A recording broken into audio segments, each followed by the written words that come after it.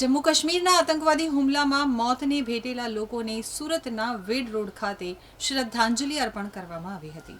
પહેલગામ હુમલામાં 26 લોકોના મોત થયા છે। હુમલામાં 20થી વધુ લોકો ઘાયલ થયા છે। મૃતકોમાં યુપી, ગુજરાત, મહારાષ્ટ્ર, કર્ણાટક, તમિલનાડુ અને ઓડિશાના પ્રવાસીઓનો સમાવેશ થાય છે। નેપાળ અને યુએઈના એક પ્રવાસી તેમજ 2 સ્થાનિક લોકો પણ આ હુમલામાં માર્યા ગયા છે। નીલકંઠ હવેલીમાં 125થી વધુ બાળ બ્રહ્મચારીઓએ સફેદ ધોતી અને પીળી શાલ ધારણ કરી વિશેષ પ્રાર્થના કરી હતી।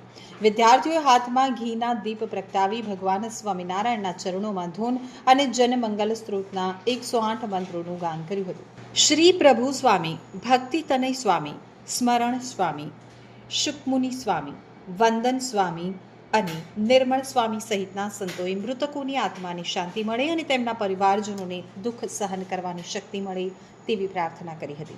સાથે જ ઘાયલોને જલ્દી સાજા થવા માટે પણ પ્રાર્થના કરવામાં આવી હતી।